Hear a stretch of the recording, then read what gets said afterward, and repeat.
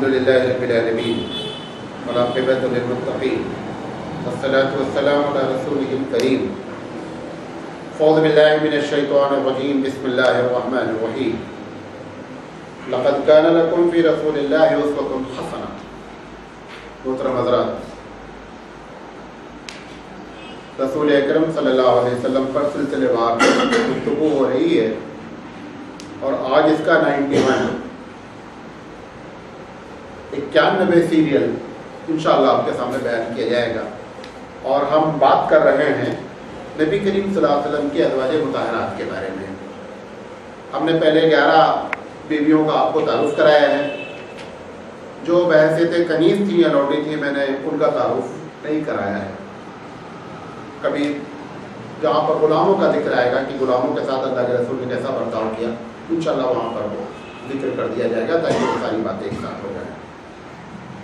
ساری بیویوں کا ذکر کرنے کے بعد میں نے کل آپ کے سامنے یہ بات بیان کی تھی کہ اللہ کے رسول صلی اللہ علیہ وسلم پر جو یہ کثرت ازدواج کا جو سوال ہے، جو اعتراض ہے، اس کا میں نے آپ کو جواب دیا تھا، لیکن یہ سوال اپنی جگہ برقرار رہ گیا تھا کہ آخر نبی کریم صلی اللہ علیہ وسلم نے شادیاں کیوں کی۔ ہم انشاءاللہ آج اس پر بات کریں گے، اور دوسری بات کہ اللہ کے رسول صلی اللہ علیہ وسلم اپنی بیوی کے ساتھ کیسے رہتے تھے، اس پر بھی ہم بات کریں گے۔ ہم اللہ تعالیٰ سے دعا کرتے ہیں کہ اللہ تعالیٰ صحیح بات کہنے کی اور آپ کو صحیح بات سمجھنے کی توفیق عطا فرمائے، آمین۔ نبی کریم صلی اللہ علیہ وسلم کے شادی کرنے کے 4 مقاصد تھے۔ کتنے مقصد تھے؟ 4 مقصد تھے۔ سب سے پہلا مقصد تو یہ تھا، یہ جو ایک کے علاوہ کی بات کر رہا ہوں، 2 3 4 5، کل میں نے آپ کو بتایا تھا، ایک مرتبہ پھر بتا دیتا ہوں کہ 53 ایئرز اور کچھ مہینے تک آپ ایک ہی بیوی پر ڈیپینڈ رہے، چاہے خدیجہ پر ڈیپینڈ رہے، چاہے پھر سودا پر ڈیپینڈ رہے، اور چاہے پھر عائشہ پر ڈیپینڈ رہے، ایک ہی رہی۔ 54 سال سے لے کر کے 58 سال تک 4 بیوی پہ ڈیپینڈ رہے۔ 58 سال سے لے کر کے 63 سال تک 9 بیویاں آپ کے ساتھ رہیں، ٹھیک ہے؟ تو یہ جو 54 سے اصل معاملہ ہے، 54 سے لے کر کے 63 تک 9 سال کا، اس کی شادی کرنے کی وجہ کیا ہے؟ تو اس کی 4 بنیادی وجہ ہے۔ دیکھیں، اللہ کے رسول صلی اللہ علیہ وسلم کی پوری زندگی نمونہ ہے۔ روزانہ آپ کے سامنے آیت تلاوت کی جا رہی ہے کہ اللہ کے رسول صلی اللہ علیہ وسلم کی پوری زندگی نمونہ ہے۔ آدمی 50% ٹائم اگر باہر رہتا ہے تو 50% کہاں رہتا ہے؟ گھر میں رہتا ہے۔ گھر میں کیسے رہتے تھے؟ اگر یہ بیویاں نہیں ہوتی تو ساری باتیں ہم کو معلوم نہیں ہوتی۔ ایک بات جو عورتوں سے متعلق مسائل ہیں، تو ایک مرتبہ ایسے واقعہ بھی پیش آیا کہ اللہ کے رسول سے بعض عورتوں نے پیریڈ کے بارے میں سوال کیا۔ اب ایک یقینی بات ہے کہ ایک مرد اب جب عورت سے پیریڈ کے بارے میں بات کرے گا اور پھر اللہ کے رسول کے بارے میں آتا ہے کہ آپ دلہن سے زیادہ شرمی لیتے ہیں، ان سب معاملے میں آپ بہت شرم حیا والے تھے، تو نبی کریم صلی اللہ علیہ وسلم نے اس کو سمجھانے کی کوشش کی۔ حضرت عائشہ حجرے کے ساتھ وہ بھی بیٹھی ہوئی تھی، ایک مرتبہ سمجھایا، حضور نے پوچھا سمجھ گئی؟ کہا لگا سے سمجھ میں نہیں آیا۔ حضور نے دوبارہ سمجھایا، پھر اس سے پوچھا تھا، حضرت عائشہ نے اس کا ہاتھ پکڑ کر کھینچا، کہا ادھر میں سمجھاتی تجھے۔ حضرت عائشہ اس کو اندر لے جا کر کے انہوں نے مسئلے کو سمجھایا۔ آج بھی ہمارے مسلمان عورتوں میں 60% عورتوں کو پیریڈ کا صحیح مسئلہ معلوم ہی نہیں ہے۔ اگر آپ کبھی نیٹ پر جائیں، میں نے ایک خاص تقریر کی ہے صرف عورتوں کی طہارت کے بارے میں، تقریباً 1.5 سے 2 گھنٹے کی تقریر ہے، اور اس میں جتنے مسائل پیریڈ کے ہیں سب پر گفتگو کی گئی ہے۔ اس کا یہ انداز اختیار کیا گیا ہے کہ کسی محفل میں بات کی گئی لیکن کسی کی محفل میں بات کی نہیں گئی، کیونکہ وہ اتنا کھل کر کے ہم کسی عورت کے سامنے بات نہیں کر سکتے، لہٰذا یہ تصور کرتے کہ عورتیں بیٹھے ہوئی ہیں، اکیلے ہی ہم نے پورا پروگرام بیٹھ کر ڈالا ہے، کوئی ہے نہیں پروگرام میں شامل۔ لیکن آپ جب پروگرام سنیں گے تو ایسا لگے گا کہ بیٹھے ہوئے, آپ کو بتا دیا یہ بات بھی ریکارڈ ہو گئی کہ اس میں کوئی حقیقت میں بیٹھا نہیں ہے, کیونکہ اسی چکر میں تقریریں اس پر نہیں ہو پاتی ہیں کہ عورتوں کے سامنے بات کر نہیں پاتے ہیں. اچھا مردوں کو کتنا سمجھاؤ تو وہ پھر جا کر کے اس طریقے سے وہ عورتوں کو سمجھا پاتے نہیں ہیں. تو خاص کر عورتوں سے متعلق جو مسائل تھے ان مسائل کو بھی ہماری ان ماؤں کے ذریعے ہم تک پہنچنا تھا. تو اس میں جیسے ام سلمہ اور حضرت عائشہ دونوں اسپیشلسٹ ہیں. حضرت عائشہ صدیقہ رضی اللہ تعالی عنہا اور حضرت ام سلمہ رضی اللہ تعالی عنہ نے تو مستقل مسائل بیان کیے ہیں باقاعدہ, اور جس طریقے سے نبی کریم صلی اللہ علیہ وسلم مردوں میں درس دیا کرتے تھے یہاں پر گھر میں عورتوں میں بھی درس ہوتا تھا. اور خاص کر حضور کی وفات کے بعد تو مستقل یہ سلسلہ کیا ہے عورتوں میں تبلیغ کا چالو رہا, اور نبی کریم صلی اللہ علیہ وسلم کی ازواج مطہرات خاص کر عائشہ صدیقہ رضی اللہ تعالی عنہ وہ مستقل درس دیتی تھیں. حتیٰ کہ مرد بھی کبھی مسئلے جب پھنس جاتے تھے پیچیدہ تو حضرت عائشہ ہی جو ہے آخری ریفرنس ہوتی تھی اور آ کر کے ان کے سامنے مسئلے کو حل کیا جاتا تھا.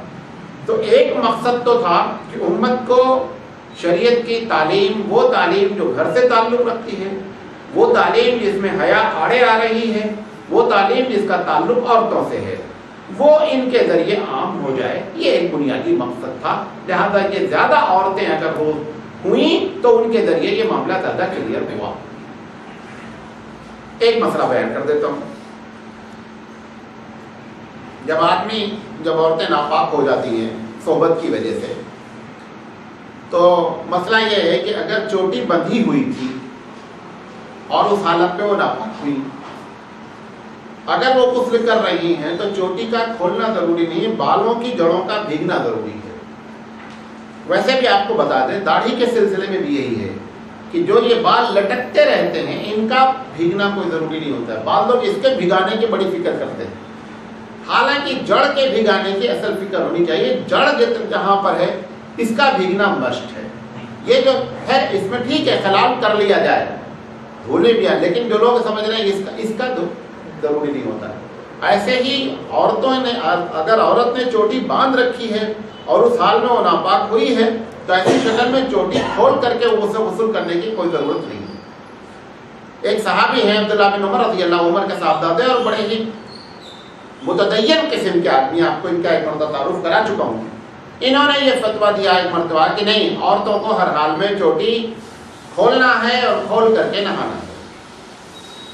یہ بات فتویٰ ان کا حضرت عائشہ صدیقہ رضی اللہ تعالی عنہا کو معلوم ہوا تو حضرت عائشہ نے کہا عبداللہ بن عمر کے بارے میں کہ ان سے کہہ دو کہ عورتیں بال منہ ڈالیں. کمنٹ کیا کہ جو تم فتویٰ دے رہے ہو کہ عورتیں اگر چوٹی باندھیں تو بھی کھول کر نہائیں, ان سے کہہ دو کہ عورتیں بال منہ ڈالیں. وہ تو ایسا بات کر رہے ہیں کہ عورتیں بال ہی نہیں رکھیں, حالانکہ میں اچھی طرح جانتی ہوں کہ چوٹی اگر بندھی ہوئی ہے تو کھولنے کی ضرورت نہیں ہے. تو یہ جو مسائل تھے, اب اگر حضرت عائشہ یہ مسئلہ نہیں جانتی تو عبداللہ بن عمر کا مسئلہ پوری دنیا کو معلوم ہوتا کہ نہیں معلوم ہوتا. اب حضرت عائشہ صدیقہ رضی اللہ تعالیٰ عنہ کے انٹرفیئر کرنے کی وجہ سے یہ مسئلہ ہم تک پہنچا اور وہ حدیث کی کتابوں میں آیا, اور اس سے ایک بہت بڑی راحت امت کو ہوئی, امت کی عورتوں کو بہت بڑی راحت ہوئی. تو اس طریقے سے اور بھی مسائل ہیں, میں چونکہ وہ زیادہ تر حیا اور سے تعلق رکھتے ہیں, میں یہ بتانا چاہتا ہوں کہ یہ جو کثرتیں شادی کی کثرت آپ صلی اللہ علیہ وسلم کی ہوئی ہیں اس کی ایک بنیادی وجہ شریعت کی تعلیم امت کی ماؤں تک بھی پہنچنا چاہیے. بات سمجھ میں آ گئی. نمبر 1. دوسری وجہ جس میں خاص کر شریعت کے بعض قانون ایسے تھے کہ جس میں اللہ کے رسول اگر اس قانون کو ظاہری قانون چلا رہا تھا نہیں توڑتے تو بہت مشکل تھا اس قانون کو عمل کرانا. جس میں سے میں نے حضرت زینب رضی اللہ تعالیٰ عنہ کا واقعہ نقل کیا جو ان کی پھوپھی داد بہن ہے کہ ان کی شادی زید سے ہو گئی اور زید آپ کے منہ بولے بیٹے تھے. عربوں میں یہ جہالت تھی کہ منہ بولا بیٹا بیٹا کی طرح ہے اور اس کی بیوی آپ کی بہو بن گئی.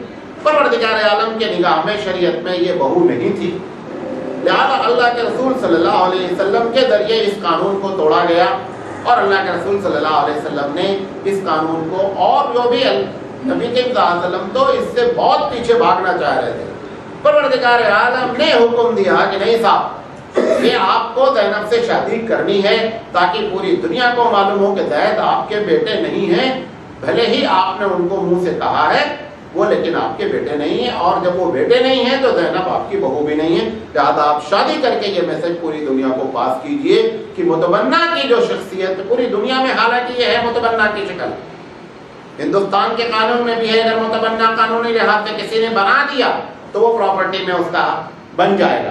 شریعت نے متبنہ کا کوئی حق نہیں رکھا ہے، نہ اس کو محرم مانا ہے، نہ اس کا وراثت میں کوئی حق ہے، لہذا تشریعی لحاظ سے قانون کو پاس کرنے کے لیے ایک شادی کی ایک وجہ یہ بھی ہے تاکہ وہ رسم ٹوٹے۔ اور بھی اللہ کے رسول صلی اللہ علیہ وسلم نے اس قسم کی رسموں کو توڑنے، جیسے شوال کے مہینے میں یہ شادی نہیں کرتے تھے، شوال کے مہینے میں شادی نہیں کرتے تھے۔ حضور صلی اللہ علیہ وسلم نے کہا کہ شوال سے کیا ہوتا ہے، جیسے ہمارے یہاں بعض لوگ ہیں ہندوستان میں محرم کے مہینے میں شادی نہیں کرتے، ایک دم غلط ہے، یہ ہمارے اوپر شیعوں کا پریشر ہے، ورنہ محرم سے ذی-قعدہ سے ذی الحجہ سے کوئی فرق نہیں ہوتا۔ یہ بات یاد رکھیں، اصولی طور پر ہر دن اللہ کے ہیں، اچھے تو آپ کہہ سکتے ہیں کہ یہ دن بڑا اچھا ہے، لیکن یہ اختیار امت کو نہیں دیا گیا ہے کہ کوئی دن آپ برا کہیں۔ جب آپ کسی دن کو برا کہتے ہیں تو ڈائریکٹ یہ کمنٹ پروردگار عالم کی ذات پر ہوتا ہے جس نے اس دن کو بنایا ہے۔ لہٰذا یہ جو محرم میں شادی نہیں کرنا، 13 تیزی میں نہیں کرنا، 3، 13، 27 تاریخ کو نہیں کرنا، یہ سب ہماری خرافات ہے۔ انشاءاللہ زندگی رہی تو ایک ٹاپک اس پر ہم بات کریں گے کہ اللہ کے رسول صلی اللہ علیہ وسلم نے اس جاہلی معاشرے میں کس طریقے سے اصلاح کیا، تو آپ کو ایک جگہ پہ ساری باتیں آ جائیں گی، ساری عبادت کے بارے میں، کہ نماز میں کیا اصلاح کی گئی، حج میں ان کے اندر کیا کمیاں تھیں، اس کو صلی اللہ علیہ وسلم نے چینج کیا۔ تو تشریعی امور میں کی وجہ سے بھی جو ہے یہ ایک شادی ہوئی حضرت زینب رضی اللہ تعالیٰ عنہا سے۔ تیسری وجہ سماجی ہے، کچھ لوگوں کے بڑے احسانات تھے اللہ کے رسول صلی اللہ علیہ وسلم پر بھی اور اسلام پر بھی، تو اللہ کے رسول صلی اللہ علیہ وسلم ان کو بدلہ دینا چاہتے تھے۔ تو اس میں سے 4 تو بہت چوٹی کے لوگ ہیں، ابو بکر، عمر، عثمان اور علی رضی اللہ تعالیٰ عنہ۔ تو ابو بکر کی بیٹی سے شادی کر کے آپ نے قربت نصیب فرمائی، حضرت عمر کی بیٹی سے شادی کر کے عمر سے قربت، حضرت علی سے اپنی بیٹی شادی کر کے علی کو قریب کر لیا، حضرت عثمان کو اپنی بیٹی دے کر کے، تو یہ شادی یا کر لیا یا کرا دیا۔ اس طریقے سے جو اسلام پر جن لوگوں کے بڑے احسانات تھے، آپ صلی اللہ علیہ وسلم نے، اور عربوں میں یہ طریقہ تھا، ان کا کلچر تھا کہ اگر آپ کسی سے شادی کر لیتے ہیں تو وہ یہ سمجھتے ہیں کہ اس نے ہم کو بڑا احترام، عزت دی ہماری۔ تو اللہ کے رسول صلی اللہ علیہ وسلم نے اس عزت کی وجہ سے بہت سے خاندان والوں سے اس بنیاد پر شادی کر لی کہ تاکہ ان خاندان میں یہ سمجھیں کہ ہم کو جو ہے رتبہ کچھ دیا گیا، اور یہ جتنے لوگ ہیں نا یہ سارے لوگ اس سے بڑے خوش ہوئے۔ نبی کریم صلی اللہ علیہ وسلم نے ویسے بھی یہ بات ایک جگہ ارشاد فرمائی تھی کہ جو ہمارے خاندان سے قریبی لوگ ہیں ان کے درجات بڑے اچھے ہیں اگر وہ نیک ہیں۔ آپ کو معلوم ہے حضرت حسن رضی اللہ تعالیٰ عنہ سے لوگوں نے شادی کے آفر لگا دیے، مطلب باپ لوگوں نے اپنی بیٹیوں کو کہا کہ آپ چاہے 2-3 ان کو بیوی بنا کے رکھیں، لیکن آپ ان سے شادی کر لیں تاکہ ہماری عزت ہو کہ ہمارے آپ داماد رہے ہیں۔ بعض روایتوں میں آتا ہے کہ 90 شادیاں کی، اور حضرت علی رضی اللہ تعالیٰ عنہ نے کھڑے ہو کر کے اعلان کیا کہ تم لوگ کیوں حسن کو جو ہے بیٹی دیتے ہو؟ تو اس کے جواب میں لوگوں نے کہا آپ کتنا بھی منع کریں، یہ اللہ کے رسول کے نواسے ہیں، ہم اپنی بیٹیاں نچھاور کریں گے ان کو۔ تو یہ ایک قربت کی بات ہوتی ہے۔ تو اس طریقے سے اس ذریعے سے اللہ کے رسول صلی اللہ علیہ وسلم نے اپنے قربت کا اظہار فرمایا۔ اچھا، تیسری جو وجہ ہے وہ چوتھی وجہ، ایک میں نے بتایا آپ کو تعلیمی وجہ، ایک بتایا قانونی وجہ، تیسری وجہ سماجی وجہ، چوتھی وجہ سیاسی وجہ ہے۔ اس میں سے 3 عورتیں ایسی ہیں کہ اللہ کے رسول صلی اللہ علیہ وسلم نے ان سے شادی کر کے اس پورے اختلاف کو کیا کر دیا، ختم کر دیا۔ ایک تو ابو سفیان کی بیٹی سے شادی کر لیا۔ جب ابو سفیان کو معلوم ہوا تھا کہ محمد صلی اللہ علیہ وسلم سے ہماری بیٹی کی شادی ہو گئی، کیونکہ وہ ہجرت کر کے چلی گئی تھی، پوری بات آپ کو بتائی تھی ام حبیبہ کی کہ حبشہ چلی گئی تھی، اور وہیں سے جو ہے ان کے شوہر مرتد ہو گئے، پھر وہ نجاشی نے جو ہے وہ ایک شادی رچائی۔ تو جب ابو سفیان کو معلوم ہوا کہ میری بیٹی نبی کریم صلی اللہ علیہ وسلم کی بیوی بن گئی ہے تو اندر سے ابو سفیان ٹوٹ گئے. مطلب کیا کہ اب یقینی بات ہے کہ ایک خسر اپنے داماد کے خلاف جو تلوار لے کر کے نکلے گا تو 50 مرتبہ اس کو سوچنا ہے. تو وہ جو ان کا مورال تھا اسلام کے خلاف وہ کیا ہو گیا؟ ڈاؤن ہو گیا. لیکن چونکہ قبیلے کے سردار تھے لہذا سرنڈر بھی نہیں ہو سکتے تھے، لیکن اندر سے ٹوٹ چکے تھے. جب ام حبیبہ جو ہے وہ شادی ہو کر کے چلی گئی تو اللہ کے رسول صلی اللہ علیہ وسلم کی اس سیاست سے آپ نے کیا کیا کہ اس پوری دشمنی کو کیا کر دیا؟ ختم کر دیا. آپ دیکھیں ہندوستان میں بھی جب اکبر تخت پر بیٹھے ہیں، یہ بابر کے پوتے ہیں، ہمایوں کے لڑکے ہیں، تو ان کی عمر 13 سال تھی اکبر کی، اور بھارت پر اس وقت ان کا راج تھا مغل پیریڈ کا. بھارت آپ سمجھتے ہیں یہ پورا برما، بنگلہ دیش، پاکستان، سری لنکا کا علاقہ، بھوٹان، چائنا کا پورا بارڈر، یہ سارا علاقہ برما تک سارا علاقہ ہوتا تھا. تو اکبر کے لیے ایک بڑا مسئلہ ہوا کہ عمر کم ہے اور اتنی بڑی سلطنت کو کیسے سنبھالے. تو ان کے مشیر نے مشورہ دیا، کیونکہ اکبر کو اسلام سے کوئی تعلق تو تھا نہیں، اس نے مشورہ دیا کہ راجپوت سب سے زیادہ خطرناک ہے ہندوستان میں، جو آپ کی سطح اور آپ کے تخت کو پلٹ سکتے ہیں، لہذا راجپوت میں شادی کر لو، لہذا پورا راجپوت آپ کے سپورٹ میں آ جائے گا. تو جودھا بائی سے جو شادی ہوئی، ایسا نہیں کہ اکبر کو مسلمان عورت ہی پورے ہندوستان میں نہیں ملی. اکبر نے جو جودھا بائی سے شادی کی اس کی بنیادی وجہ یہ تھی کہ راجپوت کو سرنڈر کیا جائے اور راجپوت ہمارے سپورٹ میں آ جائے، اور اسی ایک پالیسی کی وجہ سے اکبر نے راج کیا، ورنہ اکبر راج نہیں کر پاتے. آپ کو ایک دلیل دوسری دے دیا تاکہ آپ کو اطمینان ہو کہ کہاں سے لنک ہوتا ہے. تو ابو سفیان کی بیٹی سے شادی ہو کر کے ابو سفیان ختم ہو گئے. ابو سفیان کے ٹکر کا جو بندہ دوسرا تھا وہ حیی بن اخطب تھا، کل میں نے ذکر کیا تھا ان کا. ان کی جو بیٹی حضرت صفیہ ہیں یہ مسلمان ہو گئیں، اور اللہ کے رسول صلی اللہ علیہ وسلم نے ان کو اجازت دی آپ چاہیں تو اپنے قبیلے والوں سے مل جائیں. لیکن اللہ کے رسول صلی اللہ علیہ وسلم نے جب ان سے شادی کر لی تو اس کے بعد سے تاریخ ہے، اس کو غور کریں، اس کے بعد کی تاریخ ہے. اس کے پہلے جب یہودی حضور کے مخالفت میں آئے، صفیہ کے آنے کے بعد اب یہودیوں نے اپنی مخالفت بند کر دی. انہوں نے کہا کہ ہماری بیٹی ان کے یہاں چلی گئی تو ہم کو مخالفت نہیں کرنی چاہیے. لہٰذا وہ سیاسی لحاظ سے اللہ کے رسول صلی اللہ علیہ وسلم کو فائدہ پہنچا. تیسری جویریہ ہیں، جویریہ بنو مستلق کی بیٹی ہیں اس خاندان کی. اللہ کے رسول صلی اللہ علیہ وسلم نے جب ان سے شادی کی تو بنو مستلق بھی بڑے اللہ کے رسول کے مخالف تھے، اور ان کے 700 لوگ قیدی تھے. اب پورے صحابہ کو یہ سمجھا لے جانا کہ ان سب کو تم آزاد کر دو بہت بڑا مسئلہ تھا. اور اللہ کے رسول یہ بھی نہیں کہتے تھے کہ اتنے لوگ غلام بنے رہیں، کیونکہ غلامی کی زندگی ہے. تو اللہ کے رسول صلی اللہ علیہ وسلم نے جویریہ سے شادی کر لی. جیسے شادی کی جب لوگوں کو معلوم ہوا کہ بنو مستلق کی خاندان کی بیٹی حضور کی بیوی بن گئی ہے تو سارے صحابہ نے کہا کہ ہم بنو مستلق کو جو ہے وہ غلام نہیں بنا سکتے، لہذا سارے لوگوں نے اپنے اپنے غلام کو آزاد کر دیا. حضرت عائشہ صدیقہ رضی اللہ تعالیٰ عنہ فرماتی ہیں کہ یہ بھائی جویریہ بڑی قسمت والی ہے کہ ایک شادی سے اس نے 700 غلام کو کیا کیا، آزاد کروائے. لہذا یہ سیاسی وجوہات چوتھی وجہ تھی جس کی بنیاد پر اللہ کے رسول صلی اللہ علیہ وسلم نے ایسی شادیاں رچائیں. سن 7 ہجری کے بعد آپ کی پھر شادی کسی سے نہیں ہوئی ہے. ٹھیک ہے، یہ تقریر کا ایک پہلو تھا. دوسری چیز غور سے سنیے گا، کیونکہ سب لوگوں کی بیویاں ہیں، جن کی نہیں ان کی ہو جائیں گی، تو اس پر آپ کو غور سے سننا ہے کہ اللہ کے رسول صلی اللہ علیہ وسلم اپنی بیویوں کے ساتھ کیسے رہتے تھے اور ہم اپنی بیویوں کے ساتھ کیسے رہتے ہیں. دیکھیں، سب سے پہلی بات سمجھ لیں، شادی کا جو مقصد ہے نا وہ سکون ہے. قرآن مجید نے پرپز آف میرج جو بیان کیا ہے وہ سکون ہے. لِتَسْكُنُوا إِلَيْهَا، تاکہ تم سکون حاصل کرو. سکون حاصل کرنے کے جتنے طریقے ہو سکتے ہیں وہ سارے کے سارے ہم کو اڈاپٹ کرنا چاہیے تاکہ میاں بیوی کے درمیان میں سکون برقرار رہے. اللہ کے رسول صلی اللہ علیہ وسلم کے بارے میں حضرت انس رضی اللہ، کون آواز کر رہا بار بار جی؟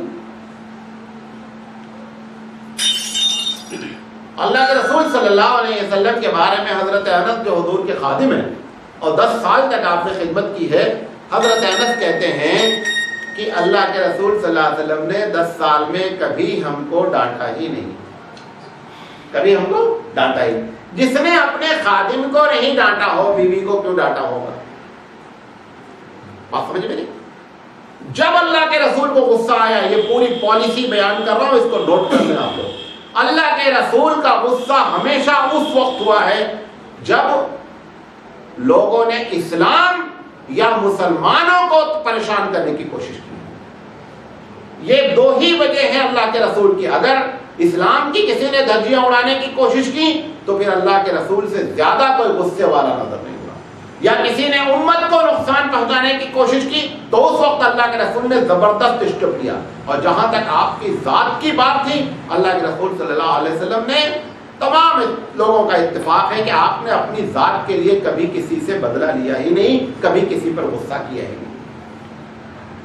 اب یہ بیویوں سے کہیں کہیں غصے کی بات آئی ہے، وہ جہاں جہاں غصہ ہے وہ غصہ وہ ہے جب شریعت سے معاملہ کیا ہو گیا، ٹکرا گیا۔ حضرت عائشہ صدیقہ رضی اللہ تعالیٰ عنہ فرماتی ہیں کہ نبی کریم صلی اللہ علیہ وسلم جب ہمارے ساتھ بیٹھے باتیں کرتے رہتے میاں بیوی کے طریقے سے، اور اللہ اکبر کی جیسے ہی اذان ہوتی تھی تو حضرت عائشہ کو پہچانتے نہیں تھے، پوچھتے کون تھی، کون ہے آپ؟ جب اٹھ جاتے تھے جیسے اذان ہوتی تھی پوچھتے کہاں جا رہے ہیں آپ، کون بول رہے ہیں آپ؟ میں عائشہ۔ عائشہ کون؟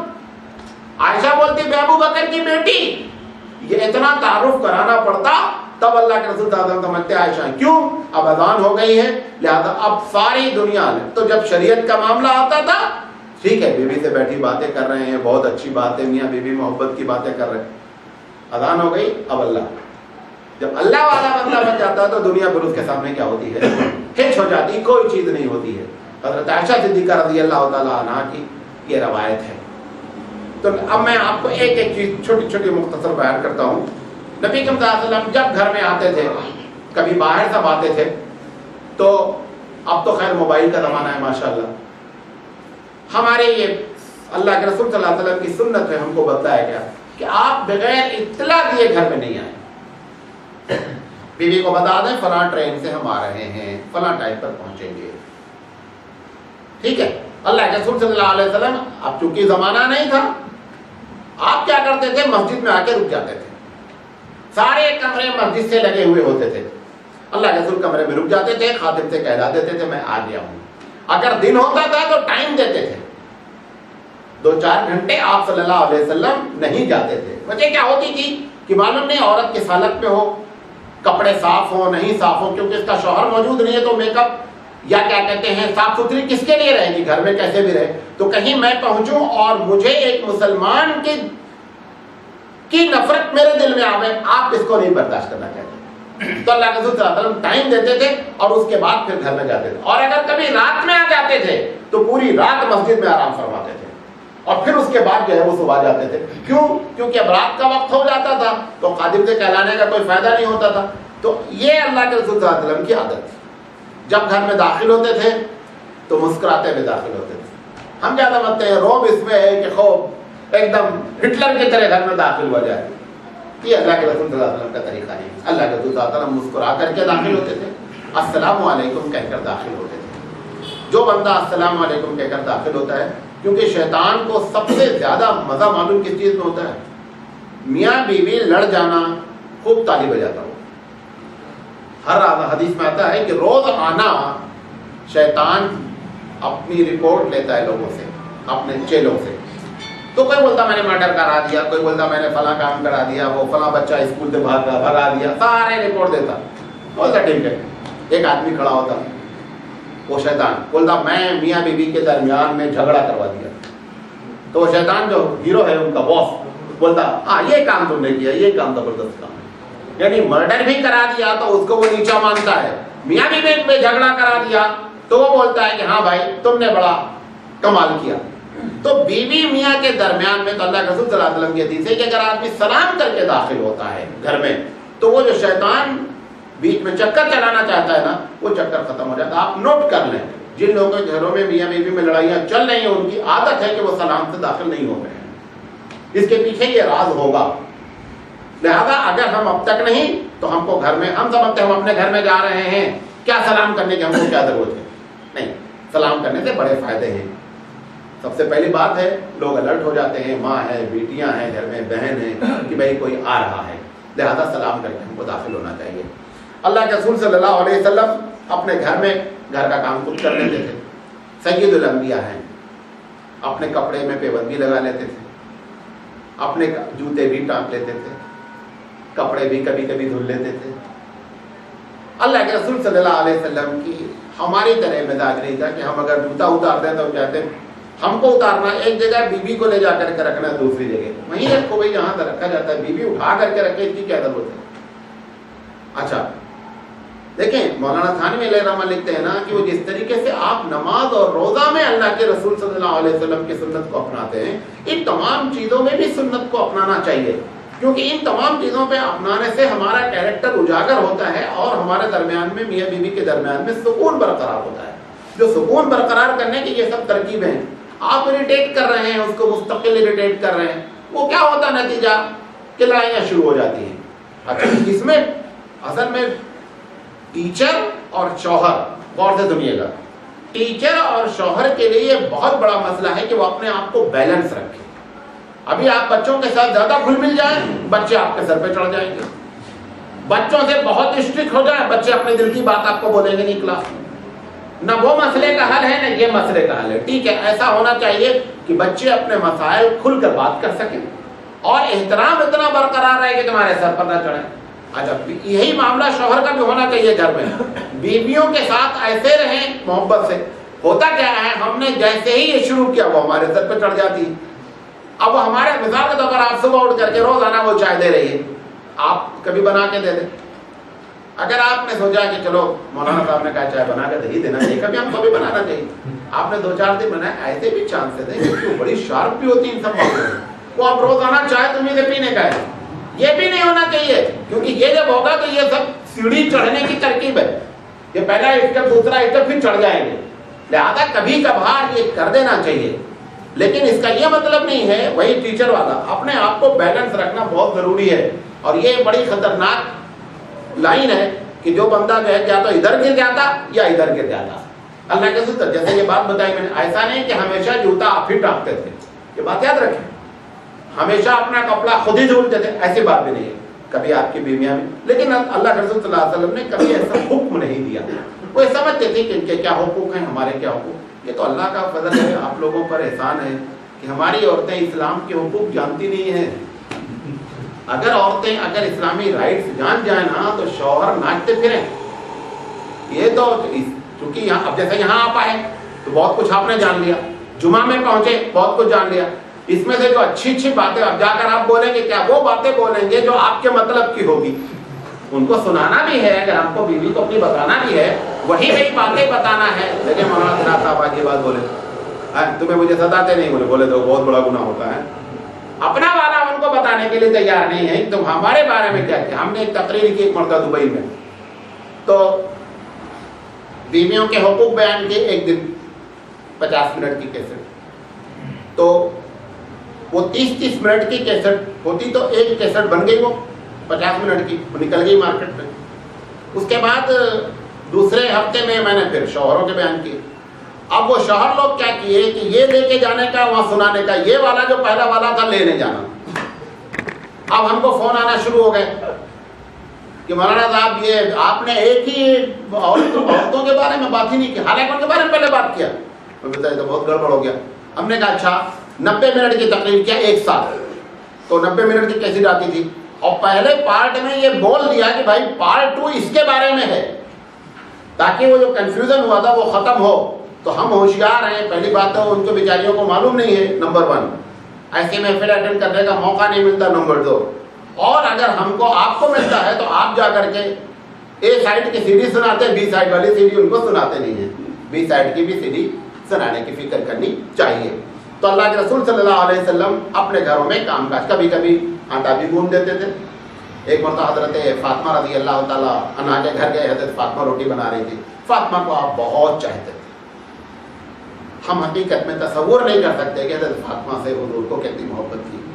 تو چھوٹے چھوٹے تندور گھر میں بھی ہوتے تھے. تو حضرت فاطمہ روٹی بنا رہی تھی. گرچہ یہ حدیث اتنی صحیح نہیں ہے، وہ بنا رہی تھی تو نبی صلی اللہ علیہ وسلم نے کہا اچھا لاؤ ایک پیڑا میں بنا دیتا ہوں، بیٹی کی مدد کر دیا اور آپ نے لگا دیا.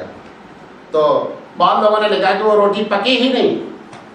وہاں سے جو روایت ہے اس روایت کا ہمیں کوئی اعتبار نہیں ہے. وہ کہنے ہیں کہ حضرت فاطمہ بار بار جھانکتی ہیں اور جا کر کے تندور میں دیکھتی تو روٹی پکی نہیں ہے. تو انہوں نے بولا کیا فاطمہ بار بار جا کر کے جھانک رہی ہو؟ کہ رسول ایک روٹی پکی نہیں ہے ابو جان، ساری روٹی پک گئی تندور میں سے. تو انہوں نے فرمایا کہ جس کو میرا ہاتھ لگ گیا ہے اس کو آگ پکا نہیں سکتی. مقرر لوگ اس کو خوب 15-20 منٹ ایک ہی واقعے کو بیان کرتے ہیں، حالانکہ یہاں سے یہ جو واقعہ ہے نا اس میں دم نہیں ہے. بات سمجھ آ رہی ہے؟ تو اللہ کے رسول صلی اللہ علیہ وسلم اپنی بیٹی کے ساتھ بھی حضرت فاطمہ بھی حضور کو بہت چاہتی تھی. ایک مرتبہ حضرت علی رضی اللہ تعالیٰ عنہ، یہ سارے واقعات سن 4 ہجری سے پہلے کے ہیں. حضرت فاطمہ رضی اللہ تعالیٰ عنہ نے حضرت علی سے کہا کہ گھر میں کچھ ہے نہیں، یہ گئے بیچارے کام کیے. یہ وہ لوگ ہیں کہ سپر پاور بنے، بعد میں مزدوری کیا انہوں نے جا کر اور لے کر کے آئے، جو لے کر کے آئے اس کو پیسا گیا، روٹی بنائی. روٹی حضرت حسن رضی اللہ تعالیٰ عنہ کو کھلائی، حضرت حسین کو کھلائی. ایک روٹی حضرت علی کو دی اور ایک روٹی اپنے لیے. یہ کھا رہی تھی، جن کو یاد آیا کہ معلوم نہیں ہمارے ابو جان کھانا کھائیں کہ نہیں کھائیں، کیونکہ ان کو معلوم تھی کہ کیفیت آج کل کڑکی کی چل رہی ہے بہت زیادہ. تو یہ بیچاری کیا کی کہ روپٹے میں جو ہے روٹی کو لپیٹا. یہ صحیح روایت ہے، روپٹے کو روٹی میں لپیٹا اور لے کر کے اللہ کے رسول کے پاس گئی اور کہا اللہ کے رسول اپنے ابو سے کہا کہ یہ میں کھانا لائی ہوں، مجھے کھانے میں یاد آیا کہ معلوم ہے. حضور نے قسم کھا کر کے فرمایا کہ 2 دن ہوا ہے کہ میں نے کھانا نہیں کھایا ہے. پھر وہ روٹی حضرت فاطمہ رضی اللہ تعالیٰ عنہ جو لے کر کے آئی تھی وہ آپ صلی اللہ علیہ وسلم کو انہوں نے کھلایا. تو ایسے حالات بھی گزرے ہیں. بہرحال نبی کریم صلی اللہ علیہ وسلم گھر میں اس طریقے سے مدد فرمایا کرتے تھے. بیویوں کے سلسلے میں اس ٹاپک پر ہم زیادہ بات نہیں کرنا چاہتے ہیں کیونکہ زیادہ اس میں لوگ انوالو نہیں ہیں. اللہ کے رسول صلی اللہ علیہ وسلم بڑی برابری کا معاملہ رکھتے تھے کیونکہ ساری بیویاں تھیں. تو سفر میں تو جن کو لے جانا ہوتا تھا چٹھی نکالی جاتی تھی، قرآن جیسے بولتے ہیں، ساری بیویوں کا نام ڈال دیتے تھے اور اس کے بعد کسی بیوی سے کہتے تھے اچھا نکالو. جس کا نام نکل آتا تھا وہ سفر میں آپ کے ساتھ ہوتی تھی. حالانکہ سفر کے بارے میں ہمارے یہاں یہ ہے، علماء کا یہ فتویٰ ہے کہ سفر میں اگر وہ چاہے تو اپنی مرضی سے کسی بیوی کو کا انتخاب کر سکتی ہے. لیکن اللہ کے رسول صلی اللہ علیہ وسلم اس معاملے میں بھی کیا کرتے تھے کہ کسی کے دل کو تکلیف نہیں پہنچے آپ اس میں سے بھی قرآن دادی کر کے کسی بیوی کو ساتھ لے جاتے تھے. مساوات میں جہاں تک کیا کہتے ہیں فزیکلی ہے، مثال کے طور پر کسی کو کپڑا لانا ہے، پھل لانا ہے، مولانا تھانوی نے لکھا ہے کہ انصاف کسے کہتے ہیں میں آپ کو بتاتا ہوں. 4 بیوی ہے آپ کے پاس تو 4 سیب لے کر کے آپ آئے، آپ سوچیں گے کہ انصاف یہ ایک سیب چاروں بیوی کو دے دو، سب ہو گیا برابر ہو گیا. مولانا تھانوی کہتے ہیں یہ انصاف نہیں ہے. تم نے ایک سیب اس کو دیا، اس کا سیب خراب نکل گیا، دوسرے کو دیا اس کا کھٹا نکل گیا، تیسرے کو دیا اس کو میٹھا نکلا، چوتھے کو دیا اس کو میٹھا نکلا، تو 2 کے ساتھ تو ناانصافی ہوئی. انہوں نے کہا کہ ایک سیب کو 4 حصے میں کاٹو، ایک دو، ایک پیس دو، پھر دوسرے کو 4 حصے میں کاٹو، پھر اس کی ایک پیس دو، پھر تیسرے کو 4 حصے میں کاٹو، چاروں سیب کو 4 پیس کر کے دو کہ اگر کھٹا جائے تو سب کو جائے، خراب جائے تو سب کو جائے، اچھا جائے تو سب کو جائے. انہوں نے کہا یہ ہوتا ہے انصاف. اس لیے قرآن مجید نے کہا نا کہ تم انصاف نہیں کر سکتے. جہاں پر 4 ایک طرف سے 4 شادی کی اجازت دی ہے، لیکن وہ ہماری فطرت کو بنانے والا کون ہے؟ پروردگار عالم ہے. اس نے خود قرآن مجید میں اس بات کا اعتراف کیا اپنے بندوں کو سمجھانے کے لیے کہ دیکھو وَإِن خِفْتُمْ أَلَّا تَعْدِلُوا فَوَاحِدَةً، اگر تمہیں خوف ہے کہ تم انصاف نہیں کر سکتے تو ایک ہی پر اکتفا کرو، اور اگر کرو گے بھی شادی تو میں تم کو بتاتا ہوں کہ تم ہرگز انصاف نہیں کر سکتے. مولانا تھانوی نے بھی 2 شادی کی، آخر میں ہاتھ جوڑ لیے کہ مشورہ میرا یہ ہے کہ شادی 2 نہیں کرنے کا. ہمارے ایک دوست انتقال ہو گیا، اللہ ان کی مغفرت کرے. وہ کہتے تھے کسی سے اگر دشمنی کرانی ہے تم کو تو لڑائی وڑائی کرنے کے بجائے اس کی دوسری شادی کرا دو. وہ خود اتنا پریشان ہو جائے گا کہ تمہارا مسئلہ کیا ہو جائے گا، حل ہو جائے گا. خاص کر ہندوستان پاکستان میں تو یہ 99% شادیاں کیا ہیں، ناکام ہیں. اور ناکام ہونے کی بنیادی وجہ یہ ہے کہ وہ انصاف نہیں کرتے ہیں. انصاف اگر آدمی کرے تو ناکام ہونے میں کم پرسنٹیج ہے، لیکن چونکہ ہم انصاف کرتے نہیں ہیں اور ایسی نا انصافی ہوتی ہے. ایک صاحب کچھ دن پہلے کی بات ہے، مطلب 2-4 سال پہلے کی بات، ایک دن فتویٰ پوچھنے آئے، مسئلہ ہے کہا مولانا میری تنخواہ 1000 روپے ہے مثال کے طور پر، 2 بیویاں ہیں، میں 500 روپیہ ان کو دے دیتا ہوں، 500 روپیہ ان کو دے دیتا ہوں، یہ انصاف ہے کہ نہیں؟ میں بولا بچے دونوں کے؟ انہوں نے کہا ایک کے تو 1 بچہ ہے، ایک کے 8 بچہ ہے۔ تو ہم نے کہا بچے کس کے؟ بیوی کے ہیں کہ تمہارے ہیں؟ کہا بچے ہمارے ہیں۔ ہم نے کہا تم نے بیوی کو خرچہ دیا، 8 بچے کا خرچہ اس کے دن میں 500 میں ڈال دیا، اور 1 بچے کا خرچہ اس کا 500 میں ڈال دیا، یہ کیسے؟ 500 دیا، ٹھیک کیا، اب 1 بچے کا خرچہ متعین کرو 200 روپیہ، تو 1600 روپیہ اس کو الگ سے دو، 200 روپیہ اس کو الگ سے، تو 700 روپیہ اس کو دو، 2100 روپیہ اس کو دو، تب جا کر انصاف ہوگا۔ وہ سمجھا مادیاتی تنخواہ دونوں بیوی بانٹ دیا تو انصاف ہو گیا، ایسا کیسے انصاف ہو جاتا؟ بچہ کا نام لکھا جاتا تو باپ کا نام لکھا جاتا، ماں کا نام تو نہیں لکھا جاتا۔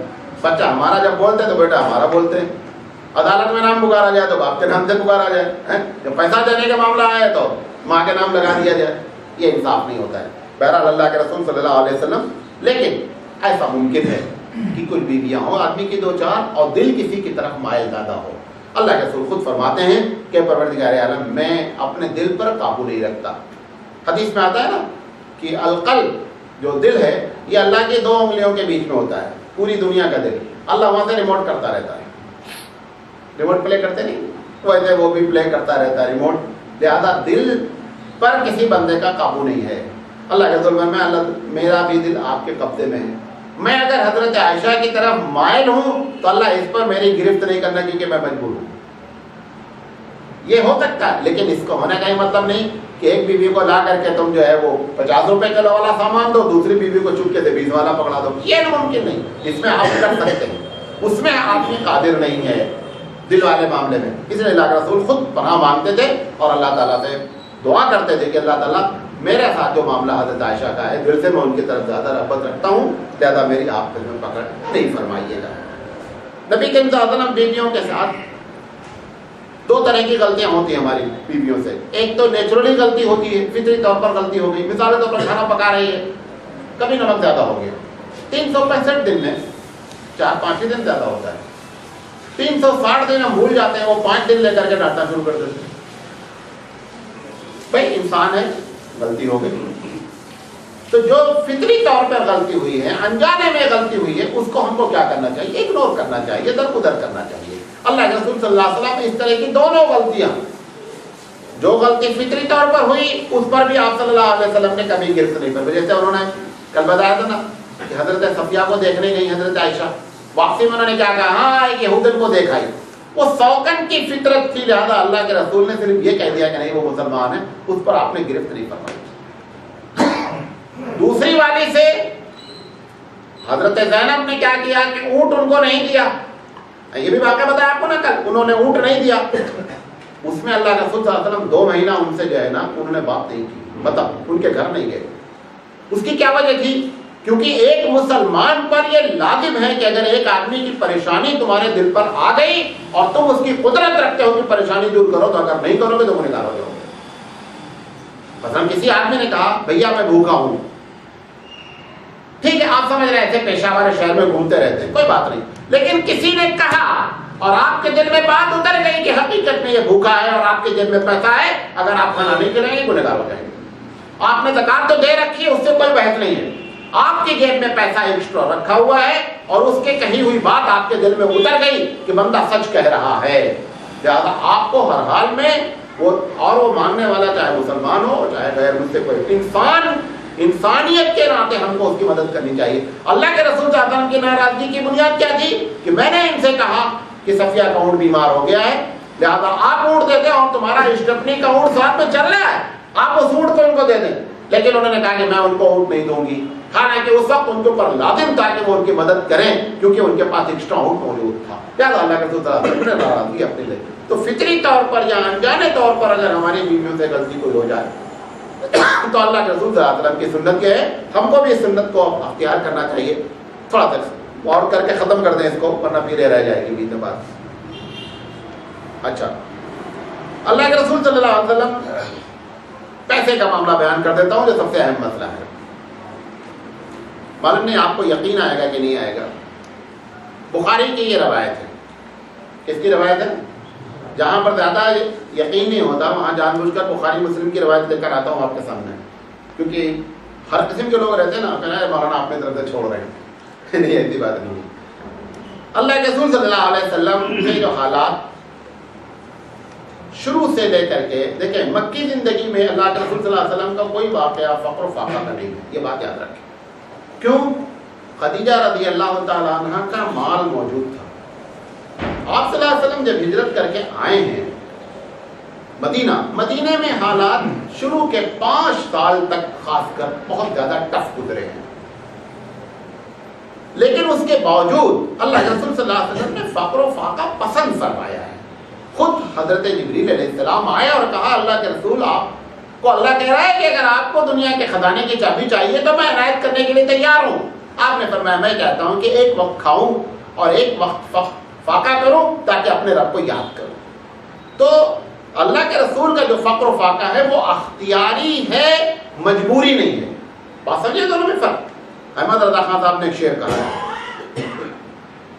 سرور کونین ہیں گو پاس کچھ رکھتے نہیں، سرور کونین ہیں گو پاس کچھ رکھتے نہیں، دو جہاں کی دولتیں ہیں ان کے خالی ہاتھ میں، دو جہاں کی دولتیں ہیں ان کے خالی ہاتھ میں۔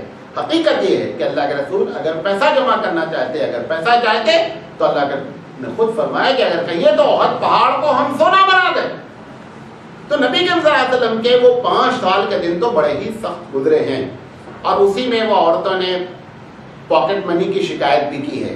لیکن جب خیبر فتح ہوا ہے تو آپ کو میں بتا رہا ہوں خیبر کے بعد کا واقعہ سن 7 ہجری کا، آخر کے 3 سال میں اللہ کے رسول دیکھیں اگر کسی کے حالات اچھے نہیں ہیں تو بیوی کو اپنی سکت کے برابر ہی پیسہ دینا چاہیے۔ ہم کیا کر رہے ہیں؟ جو رشوت لے رہے ہیں، حرام کھا رہے ہیں، محض بیوی اور بچوں کے اسٹینڈرڈ کو بلند کرنے کے لیے، حالانکہ خدا کی قسم کھا کے کہتا ہوں کہ جن کے لیے ہم مر رہے ہیں قیامت میں ایک لمحے کے لیے آپ کے بدلے جہنم میں نہیں جائیں گے۔ جن کے لیے ہم رشوت لے رہے ہیں، حرام کھا رہے ہیں، اگر آپ کہیں اللہ میں نے اپنے بچوں کے لیے یہ کام کیا، ایک بچہ بھی نہیں کہے گا کہ ابو کو نکال دو، ہم کو اندر کر دو۔ قرآن مجید کہتا ہے یوم یفر المرء من اخیہ وامہ وابیہ وصاحبتہ وبنیہ لکل امرئ منہم یومئذ شأن یغنیہ، کہ باپ بھائی بیٹا ایک دوسرے کو دیکھ کر کے بھاگ رہے ہوں گے، کہیں ابا بیٹے سے، بیٹا باپ سے، بیوی شوہر سے کہیں ایک آدھ نیکی نہ مانگ لے کہ وہ شارٹیج ہو رہی تم دے دو۔ ہم تو خدا شارٹیج میں چل رہے ہیں، لہذا جتنے گناہ مرد کرتے ہیں خاص کر یہ پیسے کے معاملے میں، رشوت کے معاملے میں، بیچارہ اپنے لیے نہیں دوسرے کے لیے جہنم خرید رہا ہے، دوسروں کے لیے جہنم خرید رہا ہے، اور کوئی بھی وہاں ساتھ دینے کے لیے تیار نہیں ہوگا۔ لہذا اس بات کو خاص خیال رکھنا چاہیے۔ اللہ کے رسول صلی اللہ علیہ وسلم یہ دیتے، پاکٹ منی دیتے تھے، جیسے گنجائش ہوتی تھی ویسے دیتے تھے۔ جب گنجائش ہوئی تو اللہ کے رسول صلی اللہ علیہ وسلم 80 وسق کھجور، 80 وسق بتا رہے ہیں کس کو کہتے ہیں؟ 80 وسق، ایک وسق میں 60 سا ہوتا ہے۔ کتنا سا ہوتا ہے؟ اور ایک سا میں 3.3 کلو 332 گرام ہوتا ہے۔ تو اگر 80 کو انٹو 60 کرو اور 60 پھر جو آگے اس کو 3.32 سے انٹو کرو تو تقریباً 15,994 kg بنے گا کھجور۔ اگر کھجور کی قیمت 30 روپے مان لی جائے آج کے دور میں تو ایک بیوی کو کھجور جو دی جاتی تھی وہ 4,79,820 روپے کی تھی، جبکہ ریٹ ہم 30 روپے کلو مانے آج کا، حالانکہ 30 روپے کلو میں کھجور نہیں ملے گی۔ اگر اس کو آپ 50 مان لیں گے تو یہ 7 لاکھ روپیہ سالانہ پاکٹ منی جو عورتوں کو دی جاتی تھی، اور پھر 9 بیویوں کو دینا ہے، یہ بھی یاد رکھیں 9 بیویوں کو دینا ہے۔ اگر آپ 9 بیوی کو دیں گے تو میں نے نکالا ہے 30 روپے کے لحاظ سے کہ 50,38,200 روپے سالانہ بیویوں کو دیا جاتا تھا۔ ہم نے ایک تقریر کی ہے، کبھی آپ سنیے گا، نبی کریم صلی اللہ علیہ وسلم کی خوشحال زندگی۔ حالانکہ اللہ رسول کے بارے میں ہمیشہ ایک ہی پہلو بیان کیا جاتا ہے نا کہ حضور فقر و فاقہ میں، ٹھیک ہے وہ بھی، لیکن یہ پہلو بھی بیان کر، لیکن اللہ کے رسول کی بیویاں کیا کرتی تھیں؟ یہ سب اللہ کے راستے میں لٹا دیتے تھے، رکھتی اس میں سے کوئی نہیں تھی، حالانکہ بہت بڑی رقم ہے یہ سالانہ بہت بڑی رقم ہے۔ ہمارے اچھے سے اچھے مالدار لوگ بھی اتنا جیب خرچ بیوی کو نہیں دیتے ہیں جتنا اللہ کے رسول صلی اللہ علیہ وسلم نے عنایت فرمایا ہے۔ اچھا، یہ 80 وسق کھجور دیتے تھے اور 20 وسق جو دیتے تھے، لہذا یہ پاکٹ منی جو ہے یہ دینا سنت ہے۔ ہم کو اپنی طاقت کے مطابق اپنی، دیکھیں ہر آدمی کا دل چاہتا ہے کہ اس کے جیب میں پیسے رہیں، نہیں تمہاری جو ضرورت ہوگی ہم پوری کریں گے، نہیں وہ مسئلہ الگ ہے۔ آپ کو چاہیے جو آپ کی طاقت ہے وہ اس کو دیتے رہیں، 100 روپیہ 200 روپیہ 500 روپیہ اپنی حیثیت کے مطابق، جس کی جو تنخواہ جس رات سے آمدنی ہے اس رات، کیونکہ ہر آدمی کے جیب میں جب پیسہ رہتا ہے تو ایمان بھی بہت قوی رہتا۔ معلوم آپ کو، آپ سفر کر رہے ہوں، سفر میں اتنا پیسہ ہو کہ اگر ٹکٹ غائب ہو جائے گا تو ہم پھر سے ٹکٹ بنا سکتے ہیں، تو آپ کو بڑا اطمینان رہے گا سفر کرنے میں۔ اور اگر آپ کے پاس پیسہ جیب میں کم ہے نا تو آپ کا دل بھی ہر وقت، اور وہ ٹکٹ بار بار دیکھیں گے ٹکٹ سمجھے نہیں؟ لہذا یہ اللہ کے رسول صلی اللہ علیہ وسلم کی سنت ہے کہ آپ صلی اللہ علیہ وسلم اپنی بیویوں کو جیب خرچ دیا کرتے تھے۔ بیوی سے جو محبت کی بات ہے، الفت کی بات ہے، نبی کریم صلی اللہ علیہ وسلم کے 2 واقعات بیان کر دیتا ہوں، آج تھوڑا سا لمبا ہو جائے گا، مجھے معاف کر دیجیے گا۔ ایک مرتبہ نبی کریم صلی اللہ علیہ وسلم جو ہے وہ مسکرا رہے تھے حضرت عائشہ کو دیکھ کر، تو حضرت عائشہ مجھے آپ کیوں مسکرا رہے ہیں؟ تو حضرت عائشہ صدیقہ رضی اللہ تعالی عنہا سے حضور نے فرمایا کہ میں تم کو اتنا پسند کرتا ہوں جیسے کھجور اور شہد ملا کر کھائی جائے۔ تو عربوں میں جب یہ ملا کر کے کھاتے تھے نا تو بڑا اس کو اچھا ٹیسٹ مانتے تھے۔ تو حضرت عائشہ ابو بکر کی بیٹی ہیں، بہت حاضر جواب ہیں، تو انہوں نے کہا کہ میں تو آپ کو اتنا پسند کرتی ہوں جیسے شہد اور مکھن۔ تو حضور نے فرمایا کہ جواب میں بڑھ گئی۔ ایک مرتبہ نبی کے صلی اللہ علیہ وسلم داخل ہوئے، حضرت عائشہ پانی پی رہی تھی، تو کہا تھا بچانا تھوڑا پانی مجھے بھی دینا، پانی کا طور موجود تھا۔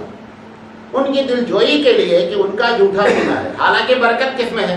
برکت تو ادھر ہے، برکت تو ادھر اللہ کے رسول کے جھوٹے میں برکت ہے، لیکن اللہ کے رسول کہہ رہے ہیں کہ سے حضرت عائشہ سے کہ عائشہ تھوڑا بچا دینا۔ عائشہ نے بچا دیا۔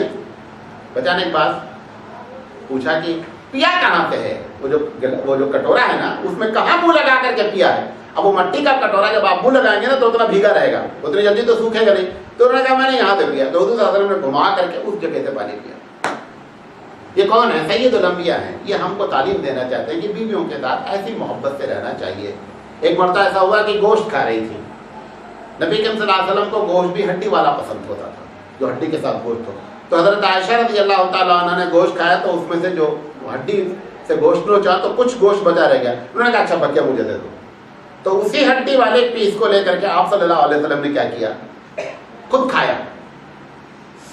کبھی کبھی ایسا ہوتا تھا، نبی کے زیادہ نماز پڑھتے رہتے تھے، کمرہ چھوٹا تھا، تو حضرت عائشہ ایسے سے لیٹ جاتی تھی۔ اب جب اللہ کے رسول سجدہ کرتے تھے تو حضرت عائشہ کا پیر ہمیں سجدے کے وقت ہٹا دینے کا، حضور سجدہ کر لینے کا۔ وہ بھی کیا ہے کہ جتنی دیر حضور سجدہ کرتے رہے پر اپنا کنارے رہے، حضور جیسے قیام کر رہے ہیں سجدہ پیر لمبا کر لیں۔ اور اللہ کے رسول ہر سجدے میں پیر کو کیا کرتے تھے؟ ہٹاتے تھے۔ اور آپ صلی اللہ علیہ وسلم نے کبھی حضرت عائشہ نے کہ ایسے سے لیٹیں گے، ایسے سے لیٹ جاؤ بھائی، نہیں، وہ محبت۔ لہٰذا اللہ کے رسول صلی اللہ علیہ وسلم اس طریقے سے بیویوں کے ساتھ رہتے تھے۔ کبھی کبھی ایسا ہوتا تھا ٹیک لگا کے حضرت عائشہ پہ بیٹھ گئے یا دوسری بیوی پہ بیٹھ گئے اور اسی حالت میں بیٹھ کر کے قرآن ہی پڑھتے رہے، سمجھے نہیں؟ نبی صلی اللہ علیہ وسلم کی جب وفات ہوئی اس وقت حضرت عائشہ صدیقہ رضی اللہ تعالیٰ عنہا